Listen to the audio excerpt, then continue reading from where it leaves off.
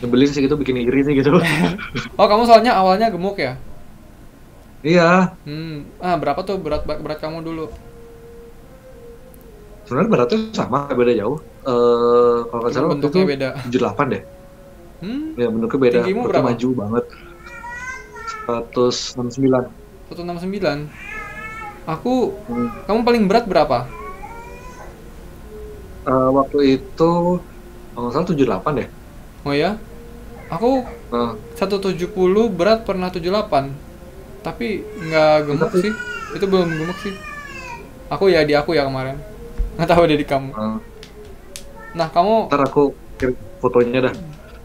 ya nanti kamu kirim, Baru, nanti aku foto edit aku masukin tuh fotonya nih. Nih. ya, ya. Terus hmm, kalau diet kamu enaknya gimana? Kalau aku sekarang dia tuh enaknya kalau intermittent fasting makan jam 12 ke atas. Jadi aku makan malamnya bisa Hmm. lebih banyak.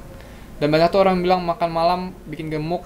Ya kalau aku suka makan malam, kalau aku nggak makan malam nggak bisa tidur. Jadi tergantung orang sih kan Ah, sebenarnya. Yang penting kan kuncinya kalau benar, defisit kan. benar bisa kayak gitu. Benar bisa kayak gitu. Ketika aku tuh ngasih tahu pertama klien ya, yang dia pengen diet, orang kalau misalnya udah ngomongin diet, yang di pikiran mereka tuh adalah makan sedikit, Hmm, terus otot hilang tuh. metode-metode macam-macam itu. Metodenya macam-macam, keto, OCD, Hmm, intermittent fasting, hmm, mayo, terserah lah apalah namanya. hmm. Padahal sama aja gitu loh. Kamu tuh yang penting defisit kalori. Betul. Nah, Kuncinya di restriction kalori. kalau aku nyamannya, aku Di intermittent fasting itu bikin perut perih. kamu soalnya Aku mah lebih ya. suka, aku lebih suka makannya tetap sarapan, tapi tetap dikontrol gitu. Kalau misalnya eh udahan, hampir ngedeketin limit gitu. Kalau malam udah aku tidur ya langsung gitu. Jadi kamu tipe yang bisa tidur malam walaupun lapar ya? Nggak bisa. Hmm. Nah, lebih bisa gitu. Kalau aku nggak Atau makan bisa. buah lah, buah tuh kan kalorinya kecil kecil. Iya betul betul. Tapi harus Buah lo habis kalau beli habis pasar makan murah langsung kiloan. tidur. Kalau enggak nanti grek-grek lagi tuh perut. Iya benar-benar. Nah, kamu paling Dulu tuh kurus berapa kemarin kilo? waktu pas PSBB, Hmm. oh paling kurus. Oh, itu waktu aku sakit sih. Sakit hepatitis. Kurus banget Buset. udah nggak tahu lah berapa. Udah pokoknya kurus banget itu. Aku sakit sih. Hmm. Bukan karena Bukan karena aktivitas diet ya, sehari-hari ya. karena malah kurangnya Bukan aktivitas. karena sakit. Heeh. Berapa tuh kilonya? Sering aku bilang, lupa waktu itu sempat 50-an gitu. Tapi lupa berapa. Buset 50. Aku nggak pernah Nah, itu 50. bisa jadi patokan buat trainer juga loh. Jadi ketika kita itu ngejelasin ke orang, Kak, kalau aku idealnya turun berat badan berapa kilo ya? Daripada bilang harus turun, daripada harus bilang turun berapa kilo, mending bilang kamu mending fotonya bagus di depan kaca daripada nyari berapa kilo. Betul. Karena kamu turun 3 kilo, tapi kalau yang turunnya masa otot, terus tulang, air, kan malesin ya. Ya, malah Jadi jelek yang badannya. dicari tetap jelek. Kamu mau turun berat badan tapi muka kamu pucat, enggak kan? Hmm. Nah itu bisa jadi buat trainer. Kalau disuruh turun berapa kilo, nggak usah ngapain. Cari aja badan ideal, kamu bagus pas foto, masuk Instagram gitu. Nggak Hmm. harus berapa kilo. Betul, karena komposisi tubuh itu ngaruh. Di Benar, kalau massa otot turun, benar, benar. lemak naik, air turun, ya nggak bagus. Jadi biasanya Ya benar, pada benar. pada pada turun air kan, turun air, iya aku turun 2 kilo dalam. Itu Kalau ada air. yang bertimes, ai tapi bentuk badan Ya air. masih masih ini kayak bakal. Nah, jadi Jadi percuma turun turun. angka secara Iya, nominal belum tentu bagus loh.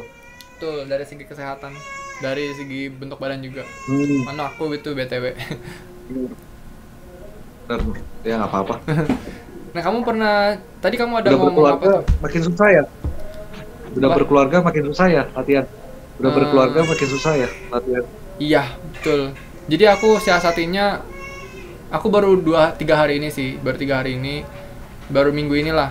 Jadi aku biasanya tuh tidurnya sebangunnya aja. Sekarang aku pakai alarm bangun jam 6 terus langsung latihan. Jadi Hmm. sebelum aku bangun aku sudah latihan. Gitu sih triknya. Jadi nggak ada alasan. Tapi memang kalau anak sudah bangun, terus istri suka minta bantuan gitu, nah harus pegangin apa gitu. Jadi kayak susah fokus juga, susah fokus. Jadi kalau latihanku pagi banget, ya aku sudah selesai latihan, tinggal ininya aja, makan aja. Sekarang aku lagi diet sih. Berarti Rian latihan pagi itu belum sarapan ya? Latihan pagi? Enggak, aku nggak masalah nggak sarapan. Oh iya. Nah, ada nih bagus nih karena Rian latihan pagi belum sarapan. Enaknya tuh gini, ketika kita itu olahraganya sebelum sarapan, energi source yang dipakai itu bukan dari glukosa, tapi dari badan full. Jadi buat orang yang lagi diet, mau contoh buat orang yang sering jogging pagi-pagi sebelum sarapan, badannya pada kenceng loh. Karena energi yang dipakai itu bukan dari makanan ya, tapi langsung dari badannya, langsung Iya, betul, dari Bang. lemaknya. Kalau orang awam bilang itu Jadi bagus nih. sisa karbohidrat yang di badan dihabisin. Ya, bisa kayak Jadi- gitu juga. Tapi sebenarnya itu nggak optimal kalau kita angkat beban sih. Tapi aku nggak masalah, kan nanti bisa di-replenish lagi. Iya, Terus aku juga iya. makannya, Kalau buat angkat beban, plus aku juga makannya malam. Jadi sisa yang tadi malam, gampangnya Malam. gitulah. Memang angkatan turun sih, tapi daripada nggak latihan, bentuk badan lebih jelek lagi kan, karena ototnya nggak dipakai. Kalau cedera nih, Ya, kamu ya. pernah cedera apa aja? Menurut kamu yang tadi aku Oh, bilang tuh bener macam-macam. gak sih? Sebelum cedera tuh, Yang gimana? yang tadi menurut kamu yang aku bilang tadi bener gak sih? Kalau ada kamu against, ngomong aja. ya nggak apa-apa, bener kok, bener. Oh, bener, oke. Ah. Ngomongin cedera nih. Kalau Itu aku- basic yang mungkin banyak orang nggak tahu, tapi tinggal gimana dia ngatur latihan aja. Kalau lebih nyaman pagi, dan tergantung goalsnya juga. Kalau pengen lose weight, nggak apa-apa kardio pagi-pagi gitu. aku nggak kardio. Kalau cedera ya? Aku nggak kardio bro. Nggak apa-apa, ya udahlah. Kalau Ya, cedera, kayak sebagai orang yang latihan angkat beban tuh, kita udah banyak cedera deh. Aku nggak terlalu sih sebenarnya. Tung syukurnya Nggak aku nggak terlalu, terlalu. Kalau kamu ya. cedera apa aja? nih? Yang aku pertama kali itu lower back. Dulu pernah, aku 3 minggu nggak latihan full, recovery istirahat. HNP. Itu gara-gara deadlift. Ya, Wow. gara-gara deadlift. Hmm. Nah, habis itu yang kedua yang sedang lagi cedera ini gara-gara deadlift juga. Itu yang rectus femorisnya. Love and hate Pokoknya relationship deadlift with itu- deadlift ya. Rectus femoris kamu Ya, kenapa? pokoknya- Sobek atau ligamennya gesrek? Kayaknya geser. Jadi dia nggak nge-stretch full pada saat dia bergerak. Jadi gerakan aku nggak optimal gitu. Aku kalau misalnya disuruh stretching kaki kanan sama kaki kiri gitu, kaki kiri aku nggak bisa full range motion. Jadi kayak lebih tight dia jadinya. Yang cedera yang kiri ya. Ini cedera yang kiri. Pokoknya Waktu- kalau lagi deadlift jangan ngelamun deh. Gitu aja. Iya, nafas itu kadang suka lupa kan. Kadang suka benar. brace. Apalagi ngejar 1, 2 ngejar repetisi itu, nah bukan fokusnya kayak inner, kayak chest up terus pakai hips, kencangin lats, kayak gitu kan, harusnya kayak gitu kan, tapi kita biasa 1, 2, 3, 4 nggak mikirin formnya, jadi kurang tight gitu. Nah kamu posisi di mana tuh? Deadlift Jadi itu posisi di nggak bisa mana tuh? dijagain orang. Deadlift itu juga nggak bisa dijagain orang. Bisa. Oh maksudnya Susah, tapi kalau misalnya setidaknya Iya, kalau misalnya latihan mulai. setidaknya pinggangnya nggak bengkok. Setidaknya juga Iya. nggak jadi squat deadliftnya. heeh. Paling nggak sempurna. Kalau dilihatin setidaknya nggak cedera lah. Ya. Tapi paling kalau walaupun gerakannya coach lihat udah bener kan, tapi kan dia punya initiate muscle-nya kan beda. Siapa tahu dia pakai kaki atau pakai back, itu kan bisa otaknya dia sendiri tuh. Makanya kita kasih tahu kalau deadlift pakai hips misalnya. Jadi kamu cedera deadlift karena posisi apa tuh? Posisi pas di mana? Posisi pas angkatan pertama Hmm. kayaknya ngelamun deh. Terus Sama gara-gara aku bisa nih nambah berat, terus aku nambah bebannya agak tinggi langsung gitu loh. Nggak yang dikit-dikit dulu. langsung 20 kilo ya, 10. Ya, Terus egois sih, sombong tuh. Tapi bebannya Jangan keangkat. kayak gitu lagi. Tapi bebannya keangkat. Enggak. Enggak. Nggak keangkat. Cedera Dia lutut, sombong banget. cedera pinggang, Lutut apalagi belum nih? pernah, pinggang juga belum pernah. Itu aja sih lower back sama kaki paha ini. Kalau aku, Jadi kalau upper body enggak sih. kalau aku paling karena incline bench press nggak pemanasan ya rotator cuff ya sakit. Terus Oh, lutut rotator ya. kiri atau lutut kiri sih seingatku, lutut kiri sobek karena squat berat. Jadi aku kan biasa bodybuilding kan slow gitu kan, kayak fokus gitu kan, muscle. Terus ketemu sama bosku yang dulu, dia ngajar powerlifting, jadi aku main powerlifting kan. Ya di situ waktu squat ini ya, jadi cederanya itu otot vastus medialisnya robek di ujung sedikit Vastus aja robek. medialis. Jadi rollback, jadi aku nggak bisa full range of motion squatnya, jadi squatnya cuma dari atas ke tengah, itu yang nggak sakit, begitu terus. Tapi bisa 120 kilo gitu squatnya, tapi cuma segitu doang. Jadi untuk latih pahanya kayak gitu sih hari itu. Tapi sekarang udah normal, bisa lagi. masih ada sakit dikit tapi nggak ngeganggu sih. Oh, Mungkin karena umur ya. Kita berarti seumuran ya, 27 ya. 27 ya? Aku 26 deh. Oh, aku 26. 27, Iya, aku 27, Januari soalnya. 27. Udah 27 benar. Sini. Kedatangan tamu anakku di sini. Ya kamu udah lihat di Instagram? Kalau ya? umur, Aduh. ya udah. Umur berapa itu? Bentar. Aduh. Kita ngomongin soal pump sekarang. Kamu nge-pump dari kapan? Aku ngepam dari aku nggak tahu ya, series Fiesta EX itu kapan ya? Oh, Fiesta. Iya. Fiesta 2010. Fiesta 2010. 2010 ya, itu dah 2011 deh aku awal kuliah kok mulainya. Dan 2011 mulainya berarti dari Bandung, bukan dari ya, Bali. di Bandung. Kenapa tuh kamu Mulainya tertarik? di Bandung. Sama dulu mulai dari DDR gitu, cuma lihat pam kok lebih challenging gitu. Karena ada Lebih 5 enak gitu. Padahal iya lebih susah DDR sih menurut aku karena timingnya, terus dia lebih cepat, lebih gampang mati kan DDR kalau main level tinggi. Enggak. Terus siapa yang ngajakin kamu main PAM kemarin? Yang kalau ngajakin PAM dulu tuh di Bandung komunitasnya gede banget pas zaman itu tuh. Safir Crew ya? Enggak, bukan Safir, Liva. Oh, Liva, Liberal Family. Liberal Family ya. Iya. Itu gede banget, banyak ada komunitas. Ya udah aku join aja gitu bareng-bareng. Pokoknya hampir tiap mall ada aja yang main gitu. Jadi udah gabung-gabung aja gitu. Nah waktu itu pas lagi jaya-jayanya coba main. Ya gitu ya, kalau misalnya orang pas lagi main progres awal tuh cepet tingkat, tapi lama-lama tuh pelan gitu. Awal kamu main berarti masih level 9 gitu kan? Mainnya Chimera dulu kan? Pasti lagu wajib Chimera, ya HPP, Soros Alice.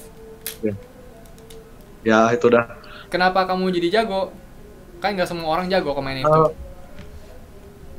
Karena aku waktu itu pasang standar yang tinggi juga. Kan kamu ikut lomba kah? Ikut lomba juga beberapa kali. Aku punya target ngeliat gini, aku tuh panasan ya kalau misalnya lihat orang jago yang dia sama-sama mulai. Ya. Dia lo bareng mulai sama aku kok dia lebih jago, kan nyebelin ya. Kompetitif banget ya orangnya ya. Iya kompetitif. Tapi kalau misalnya lomba enggak, tapi kalau misalnya lagi sparring tuh ya. Jadi kamu lomba ya? Pernah sering juara berarti kan? Enggak, karena kalau misalnya di PAM kan kategori itu biasanya ada speed male sama yang di bawahnya gitu. Aku tuh kalau buat speed male itu tuh pasti kalah. Ketinggian. Tapi kalau buat yang newbie terlalu rendah. Gak bisa. Susah juga sih PAM itu kayak gitu sih. Ya cuma ada 2 kategori. Forever in middle class lah jadi ya. Terus menurut kamu sebagai yang sudah ini ya sertifikasi, PAM itu pakai otot apa? Dibilang pakai otot apa, sebenarnya macam-macam, tergantung sama pegangan sama tangannya, dia ngebar apa enggak, dia pegangan sama dia apa enggak. Tapi menurut aku dia lebih cocok di olahraga sprint. Otot apa yang dilatih? bukan lari jangka panjang. Otot yang aku tanya otot Kalau apa? otot yang dilatih macam-macam ya. Kalau misalnya dia pegangannya kuat, bisa di tricepnya yang tegang. Tapi kalau misalnya buat overall, kaki semua kena sih. Kalau kaki menurut kamu lebih kena paha apa lebih kena hamstring? Tergantung. Kalau misalnya stepnya kayak misalnya yang twistnya tinggi, hipsnya bisa kena. Jadi tergantung mainnya apa juga. Kalau mainnya run yang konstan, yang stepnya cuma maju mundur doang, lebih ke ini sih quadriceps sih. Sama ini sih, pump itu tuh bukan tergantung otot apa yang dilatih loh. Itu tuh tergantung gimana kita posisi megang sama posisi kita berdiri loh. Betul. Orang tuh ada yang lebih nyaman jinjit, ada yang lebih nyaman napak, ada yang dia megang barnya tuh kayak gini, ada yang kebalik. Makanya dibilang ada gini, standar, ada gini, ada yang gini. Iya, dibilang standarnya apa? Gak ada yang bikin penelitian aja jadi ya. Karena itu yang aku pikirin waktu ini ya, belajar otot ya, biomekanik ini otot apa ya. Aku juga nggak ketemu jawabannya sampai sekarang karena main pump itu nggak pernah sampai masalahnya capek ya. Paling perut, mungkin betis sudah pasti. Mungkin kalau posisinya no bar itu lebih ke paha, mungkin kalau posisinya ngebar itu lebih ke hamstring. Tapi sebenarnya aku juga nggak sure karena itu kan gerakan yang nggak apa ya, resisten ya, kayak referensi itu kan lebih ke kardio kan, jadi nggak masalah juga sebenarnya. Cuma aku penasaran aja menurut kamu gimana, karena kalau aku tanya yang lain mana ada yang tahu bro, kan cuman kita doang yang tahu, yang sertifikasi dan yang ini yang sertifikasi dan yang tapi pump. Kalau cocok sama olahraga itu sprint loh, karena nge-pump itu kan aku bikin step juga ya di pump. Beberapa kali ada step yang official juga yang bikinan aku. Aku juga pump step-step gitu. Untuk beberapa lagu dia bakal ada kenceng banget, terus tuh jedanya sebentar kayak HIIT lagi terus kenceng lagi. Itu kan mirip sama sprint. Orang olahraga sprint dia perlu sama power, perlu kekuatan power, hentakan yang keras buat ngambil sprint panjang. Tapi kalau misalnya lagunya yang panjang full song, kayak misalnya Gargoyle full song yang 6 menit, yang kamu lari doang, ya udah itu full cardio, itu jantung sama paru-paru. Aku dulu juga waktu 2010 itu yang waktu cinta banget sama fitness dan nge-pump. Jadi kardio itu pumpku dulu. Sekarang aku kardionya ngedance. Dulu duitku habis di pump udah pasti lah ya. Sebulan bisa sampai habis 500.000 ya. Buat mesin treadmill di mall itu, belum lagi bayar parkir ya. Iya. Kamu dulu habis berapa tuh sebulan? Yang paling gila lah. Dulu aku nggak limit sih, jadi sebulan tuh biasanya Game Center tuh kan ngasih promo ya, beli berapa bonus berapa gitu. Karena di Bandung juga kamu main di mana tuh? Main Time Zone, Amazon? Dulu Game Master. Oh Game Master, aku nggak tahu. Maksudnya nggak pernah main di sana. Kan Game Master nggak masuk Jakarta, nggak masuk Samarinda. Murah ya di sana ya? Karena Bandung itu orangnya rame-rame ya, kita nggak bisa latihan panjang gitu, kita harus gantian sama yang lain. Jadi sebulan 100.000 doang lah. Jadi mainnya sebentar-sebentar doang. Nggak yang main 6 kredit gitu. Nggak bisa kontuitif. Jadi putus-putus. Ya, jadi kayak sprint istirahat, kayak powerlifter lama istirahatnya. Iya. Latihan berat-berat terus istirahatnya panjang gitu. Terus aku mau tanya soal sertifikasi tadi.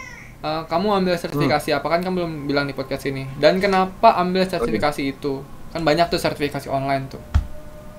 Oh iya. Di tempat kerja aku sebelumnya itu ada macam-macam sertifikasi yang gym paling besar di Indonesia itu. Kamu udah ada sertifikasi dari situ kan? Enggak, bukan. NSM itu adalah sertifikasi paling sulit di sana waktu itu. Aku mikir gini, NSM. Aku mikir gini, aku takutnya itu karena aku tuh masih ngikut kerja sama orang. Kalau aku ngambil sertifikasi, takutnya sertifikasi aku ditahan gitu. Takutnya, ya udah aku ambil sertifikasi sendiri gitu. Pas aku udah di sana. Kamu ngambil subsidi dari sana? Enggak, aku mandiri waktu itu. Jadi itu harusnya aku nggak ngambil itu ya, karena ada tamu-tamu semua orang itu. NSM itu susah loh, Itu level yang paling tinggi. Ya, terus? Udah kenapa nggak kalian? Ya udah, aku ambil itu. Aku tes, yang pertama aku gagal. Susah banget, gila. Wajar. Terus? Yang pertama gagal. Terus aku belajar lagi 3 minggu, sama coachnya bilang, coba kamu belajar lagi gitu. Terus yang kedua berhasil, main tinggi nilainya. Aku ambil LSM tuh karena target aku pingin ngambil trainer di Australia sebenarnya. Waktu itu aku udah siap nih nabung bikin visa. Cuma gara-gara corona aja tidak berangkat. Oh, jadi Soalnya kalau pakai sertifikasi, hmm, kalau kalau pakai pakai sertifikasi yang lokal buat kerja di luar kan nggak dipakai. hmm, Di luar negeri maksudnya. tidak diakui lah. Tapi menurut aku API diakui sih. API diakui. Hmm, nggak tahu ya, Tapi soalnya kalau mungkin LSM tuh orang pakai bahasa Inggris sih. ya. Heeh. eh, Kenapa keluar? Eh, jelas dong, income, pendapatan, Income jelas. pertama. Aku pikir karena kamu suka western dibandingkan Asia, mungkin kenapa kamu nggak ngajar PT di Jepang, di Korea? Susah juga sih, mereka Eh, lebih ini ya, bahasa, lebih nggak open. Kalau western kan lebih open ya bahasa diajarin Inggris, sama. Oh iya bahasa ya benar, Inggris. bahasa Inggris. Nah, Tapi kan itu kamu yang suka paling dekat anime di mana bro, sih? sama kayak gua bro. Jepang bro. Yang paling dekat di mana sih? Singapura, Malaysia, Australia. Yang paling bisa itu Hmm. Kenapa mikirnya ke mana tadi? Australia. Australia. Ya kenapa mikirnya ke Australia? Kan kota lain yang Inggris juga banyak. Kanada. Jauhan, jangan lupa itu belahan dunia yang lain. Aku pikir kamu mau Gini, membangkitkan eh, jiwa traveler kamu juga gitu. nggak itu kejauhan sih. Kalau aku ada apa-apa mau balik tuh harus nembus dunia dulu nggak. Australia itu adalah negara yang kekurangan masyarakat usia produktif. Jadi kamu udah Jadi research. nah, ketika kita itu dianggap orang yang berskill, akan sangat dihargai di sana. Kalau kamu Orang apa? udah kekurangan Tadi buat keputus bro. ketika orang itu punya skill Hmm. dan punya sertifikasi yang levelnya tinggi, itu Hmm. akan sangat dihargai di Australia. Australia itu dia kekurangan orang yang produktif ya, maksudnya yang berskill di sana. Hmm. Orang metik-metik anggur doang di kebun loh, itu gajinya bisa gede banget.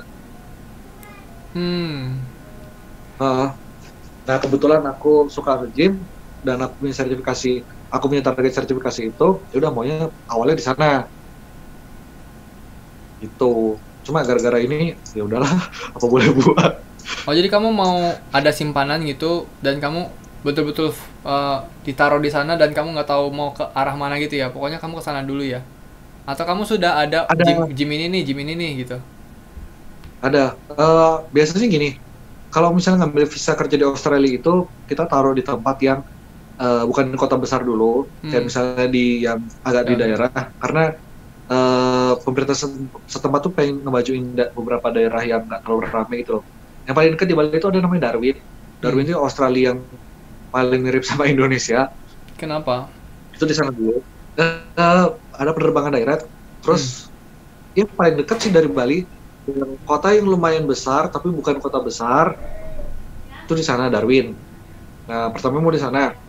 Habis itu kalau misalnya udah nanti cari rekomendasi dari sana baru pindah yang lebih besar lagi, entah ke Sydney, entah Melbourne atau Canberra yang lain lah. Itu Ngomongin soal dihargai nih. Kenapa ya orang Indonesia bayar PT kayak bilang mahal ya? Menurut kamu kenapa tuh? Skill aku nih, ngomongin skill. gini, Nah, gini sebenarnya ini konsep mindset yang salah sih kalau misalnya ngomong mahal ya. Ketika kita itu nawarin paket sesi, terus kita ketemu bilang orang itu mahal, berarti ada yang salah sama target market kita. Kita tahu iya kok PT betul, itu bukan hal yang murah, betul, kita tahu harga PT itu nggak murah. Ya udah cari orang yang punya duit gitu loh. betul, Jangan cari betul. nggak punya duit.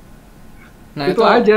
Mahal itu soalnya relatif ya. betul Kayak betul. misalnya sekarang PS4 ada yang bilang murah, ada yang bilang mahal. PS4 tuh mahal bagi mereka nggak bisa beli. Ya udah cari yang buat bisa beli gitu loh. Betul Kalau betul. misalnya masalah harga, tinggal kita yang ngatur aja. Kita mau target marketnya siapa gitu.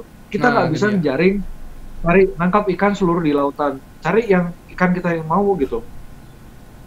Betul betul betul banget. Jadi Aku kalau tuh bukan kendala sih. Kalau hmm, ada yang bilang PT mahal, itu nggak masalah sih buat aku. Karena target aku buat orang punya uang gitu. betul banget sih, aku setuju banget. Jadi kalau ya, ini karena aku tinggal di Samarinda ya, jadi PT itu jarang yang mahal. Biasanya yang murah mungkin Oh, sebulan bisa 600, mungkin bisa 1.200.000. aduh, gawat banget itu. Iya, sedangkan yang kita tukarkan itu waktu, dan selain waktu kita di gym dan waktu kita sebelum latih dia kan kita sudah belajar gitu loh. Kasarnya kayak dokter lah orang bilang, tapi kan dokternya ketinggian lah. Setidaknya kita orang yang belajar terus nyediain waktu buat dia, masa kita mau waktunya dibayar murah? Kalau mau dibayar murah sih nih aku bayar 200.000, kamu temenin aku latihan gitu, angkat-angkat kayak. Ya sih itu bener sih tergantung sama daerah Betul juga. betul. Kayak beberapa kabupaten di Pulau Jawa juga emang jadi tantangan sih. Emang berat sih kalau misalnya terutama bukan kota besar.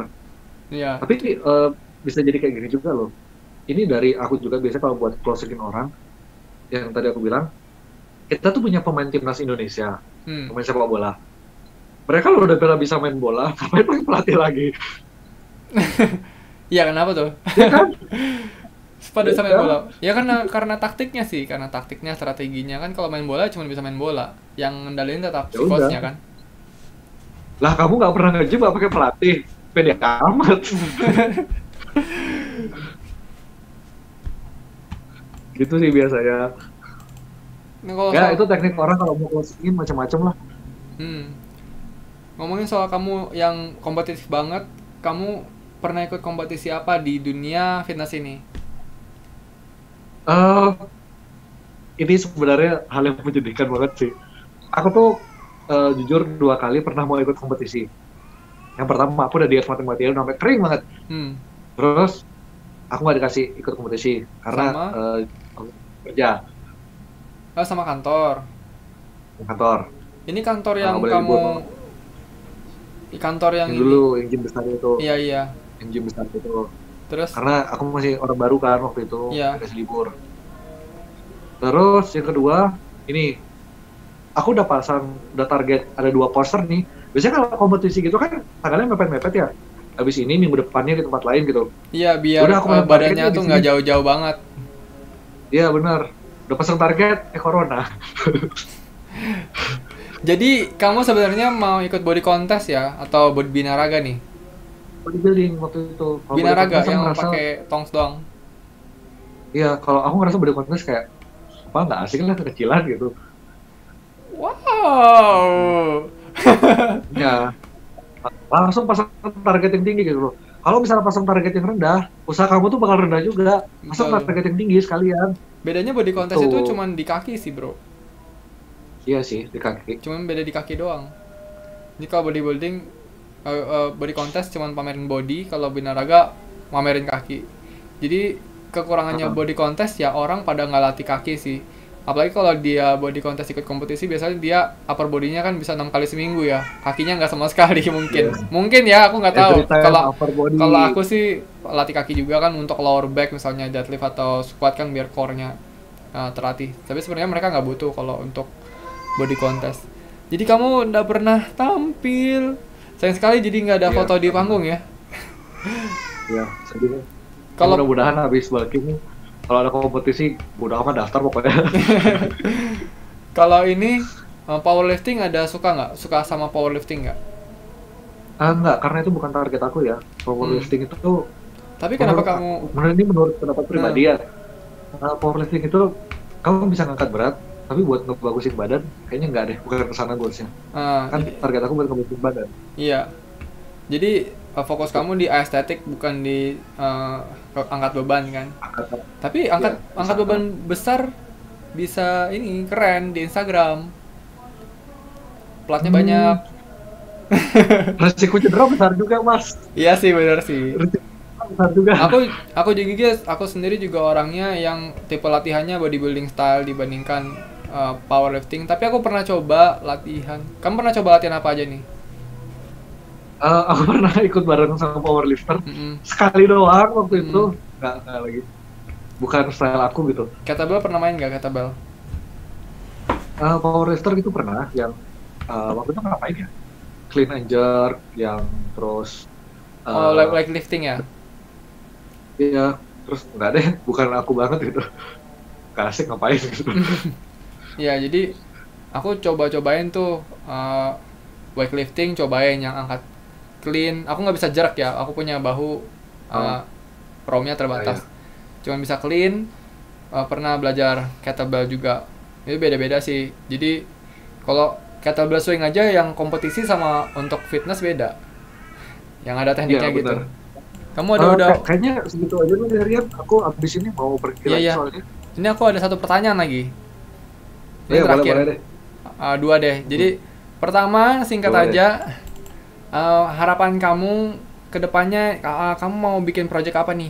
Project aku adalah pengen bisa lulus RSM lebih tinggi, namanya corrective exercise ya. Jadi kita bukan latihan beban lagi, kita buat rehabilitasi. Itu tuh jarang banget orang yang bisa di Indonesia. Senior aku di tempat gym yang sebelumnya, dia kalau ngelatih orang nggak latihan beban loh. Dia latihan SMR, dipijat, terus latihan yang buat korektif. Misalnya gini deh, orang cedera lutut, tapi dia bikin latihan yang bisa kayak gitu tuh orang yang expert di bidangnya. Nah, aku tuh bikin bisa kayak gitu. Jadi lebih ke nolong orang ya, bukan buat gampangnya diri sendiri sih. sama kayak ini nggak, fisioterapi S3? Aku nggak tahu ya fisioterapi itu Oke. kayak gimana. Soalnya gini, fisioterapi itu dia bisa ngebenerin orang, tapi belum tentu mereka latihan di gym loh. Kemarin tuh aku sempat cedera, terus ketemu sama fisioterapi. Kalau fisioterapinya itu nggak latihan di gym, paling disuruhnya gini, ya udah bapak olahraga renang aja. Renang sembarangan. Betul karena Kalau itu misalnya jawaban yang paling aman. fisioterapinya nge-gym juga, kalau misalnya fisioterapinya itu angkat beban juga, dia tahu gerakan apa yang boleh dilakukan, yang nggak boleh dilakukan. Nah, misalnya aku bisa tahu gerakan apa yang nggak boleh dilakukan, tapi kan aku nggak bisa mijat orang. Betul. Terus terakhir Betul. adalah pesan kamu untuk orang-orang yang nonton channel ini nih, apa untuk gimana cara jaga kesehatan? Ya simple, singkat aja.